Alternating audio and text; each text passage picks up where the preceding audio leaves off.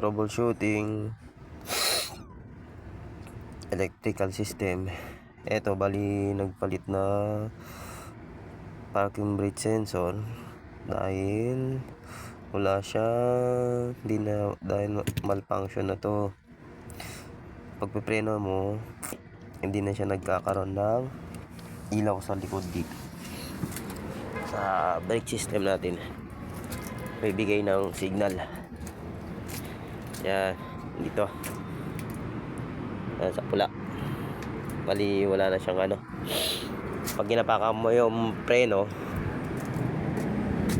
eto, pag ginapakan yung preno, bali hindi na siya umiilaw sa likuran, bali naka blackout. Sa mabusising pagano ng electrical, okay naman lahat ng electrical. Bali na pagdesisyonan ko na magpalit na nito kasi nagsample na rin ako ng taillight. Bali ito rin yung sinample lang ng taillight.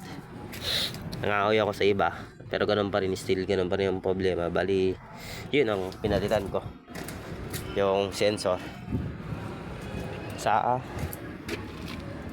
parking. Yan. Ayun, okay na, na-testing na siya kanina. Balik, kabit natin.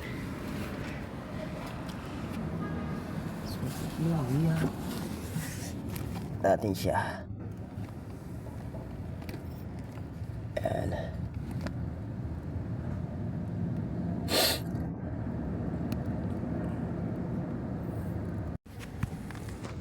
Bali dito siya nakakabit. Yan. Ito dito yan nakakabit yan. Ngayon kakabit na natin yan. Laman natin. Yan. Yung pesto. Yung pesto niya.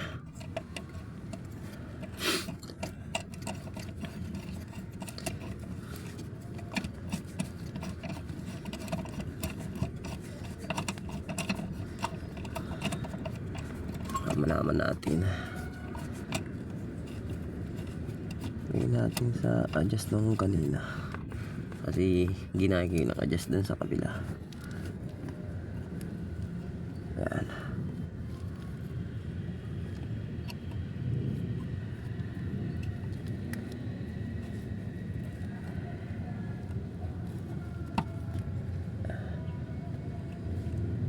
Yan muna yung pinaka-fix. Tapos testing natin doon.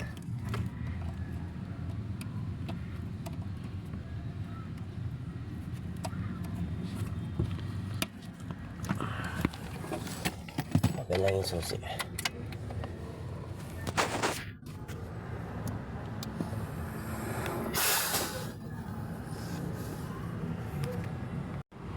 Yan, testing. Ayan, yan.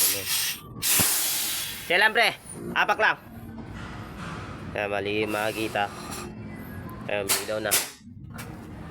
Tapos dito, may ilaw na rin. Apak. Tignan ko lang sa likuran pre ah. Apak. Ayan, may ilaw na rin. Yun lamang. Mali yun ang pinalitan natin. Okay na pre. Ayan yung hinihintay yung tulong. Kasamaan din natin dito. Bali ngayon all goods na siya. Ayan, pepesto, ipipix na lang natin yan. Tapos ito, meron naman siyang ano, may positive, negative. Kung magkakaroon, tinignan ko din yan, meron din naman lumabas. Ngayon pipix na lang natin yan. Okay, alright.